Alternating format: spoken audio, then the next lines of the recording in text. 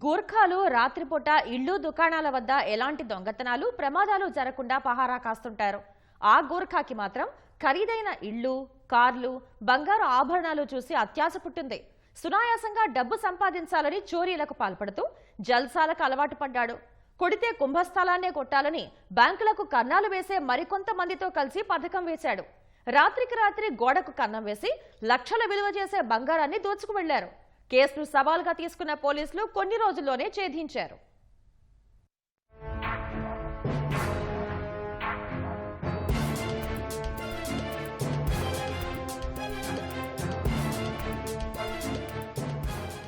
సూర్యాపేట జిల్లా కేంద్రం MG road Shri Sai Santoshi బంగారం నగల దుకాణంలో జూలై 21న జరిగిన భారీ చోరీ కేసును పోలీసులు ఛేదించారు. దుకాణం వెనుక వైపు కన్నం వేసి లోపలికి ప్రవేశించిన దొంగలు 2.5 కిలోల బంగారు ఆభరణాలు, బంగారు బిస్కెట్లు, కౌంటర్లోని నగదు అపహరించారు.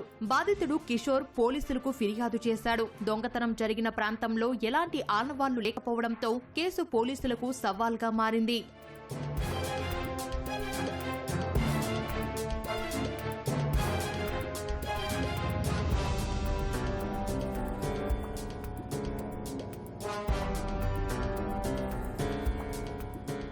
అన్ని కోణాల్లో ముమ్మరంగా దర్యాప్తు చేపట్టిన పోలీసులు సూర్యాపేట హైటెక్ బస్టాండ్ సమీపంలో అనుమానాస్పదంగా కనిపించిన ఖమ్మం నాయుడుపేటకు చెందిన మేకల యశోద బ్యాగ్ను పరిశీలించారు. జ్యువెలరీ షాపులో చోరీకి గురైన కొన్ని ఆభరణాలు అందులో ఉన్నాయి. ఆమెను కస్టడీలోకి తీసుకుని విచారించగా అసలు నిజాలు బయటకు వచ్చాయి.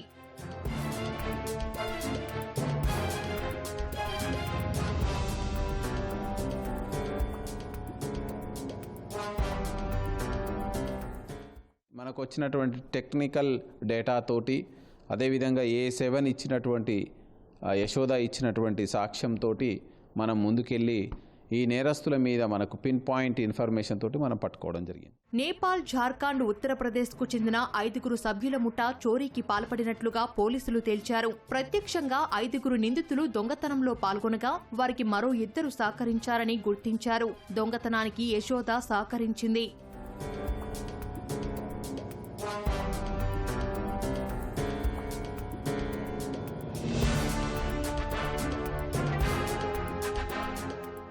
ఫ్రంట్ ఎండ్లో మంచి కెమెరాలు పెట్టుకున్నారు, గార్డింగ్ ఉంది, మెయిన్ రోడ్కు ఉంది.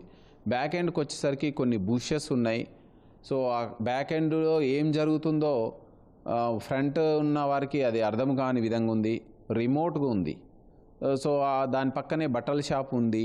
ఆ బట్టల షాపు నుంచి హోల్ చేస్తే డైరెక్ట్గా ఈ యొక్క షాప్లోకి ఎంట్రీ కావడానికి అవకాశం ఉంది. వీటన్నిటిని కూలంకషంగా వాళ్ళ యొక్క రెక్కీలో ప్రణాళికలో వాళ్ళు చూసుకొని దీన్ని టార్గెట్ చేసుకొని ఎగ్జిక్యూట్ చేయడం జరిగినట్టు భావిస్తున్నాం. కేసులో A1 Prakash Anil Kumar, A2 కడాక్ Singh, A3 puran Prasad Joshi, A4 Malik Molla, A5 జషిముద్దీన్, A6 Amar Bhatt, A7 మేకల యశోదగా పోలీసులు గుర్తించారు. నిందితుల్లో కొందరు వెస్ట్ బెంగాల్, మరికొంతమంది నేపాల్కి చెందినవారు. నేపాల్కు చెందిన A6 అమర్ భట్ గత కొన్నాళ్లుగా ఖమ్మంలో గూర్ఖాగా పనిచేస్తున్నాడు. కేసులో ప్రధాన నిందితుడు నేపాల్కు చెందిన ప్రకాష్ అనిల్ కుమార్ అమర్ భట్ వద్దకు వచ్చి గూర్ఖాగా పనిచేస్తూ జీవనం సాగిస్తున్నాడు.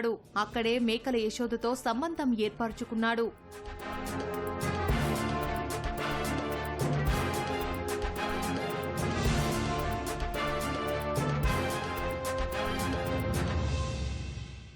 ప్రకాష్ అనిల్ కుమార్కు గతంలో బ్యాంకులని దొంగతనం చేసేటువంటి ప్రయత్నంలో ఇతను ఖమ్మం జిల్లాలో అరెస్ట్ అయి ఉన్నాడు. సో గతంలో 3 బ్యాంకులకు సిమిలర్గా గోడకు కన్నం వేసి గ్యాస్ కట్టర్లతోటి బ్యాంక్ లాకర్ను ఓపెన్ చేయాలనేటువంటి ప్రయత్నంలో విఫల ప్రయత్నం చేసి దాంట్లో తదుపరి అక్కడ అరెస్ట్ అయి ఉన్నాడు. సో ఈసారి ఎట్లనైనా వాళ్ళు ఉండే ఏరియాలో కాకుండా కొంచెం దూరంగా ఎవరికి తెలియకుండా పక్కాగా ప్రణాళిక వేసి సో ఎక్కువ మొత్తంలో నగదుని తస్కరించాలనేటువంటి ప్లాన్లో భాగంగా పలుమార్లు ఈ అమర్ భట్ అయితేమి, యశోద A7 అయితేమి, ఈ యొక్క ప్రకాష్ అనిల్ కుమార్ అయితేమి వీళ్ళందరూ సూర్యాపేటలో ఈ నేరస్థలం ఏదైతే సాయి సంతోషి జ్యువెలరీ షాప్ ఉందో చాలాసార్లు వాటిని రెక్కివేయడం, ప్రణాళికలు వేసుకోవడం, ఈ విధంగా చేస్తూ వాళ్ళ ప్రణాళికలో భాగంగా దీన్ని 21 జూలై రోజు ఈ అఫెన్స్ చేయడం జరిగింది. యశోద ఇచ్చిన సమాచారం సాంకేతికత ఆధారాలతో వెస్ట్ బెంగాల్ దక్షిణ దినాజ్పూర్ జిల్లా తపన్ పోలీస్ స్టేషన్ పరిధికి చెందిన A4 మాలిక్ మొల్లా అనే నిందితుడిని ఈ నెల 11న పోలీసులు అరెస్టు చేశారు. నిందితుడి వద్ద నుంచి 60 లక్షల విలువైన 554 గ్రాముల బంగారు ఆభరణాలు, 87,000 నగదు స్వాధీనం చేసుకున్నారు. నేపాల్కు చెందిన A6 అమర్ భట్ ను ఖమ్మంలో అదుపులోకి తీసుకున్నారు. A6 అమర్ భట్ ఖమ్మంలో ఆశ్రయం ఇవ్వడం, రెక్కీ చేయడంలో సహాయం చేసినట్లు గుర్తించారు.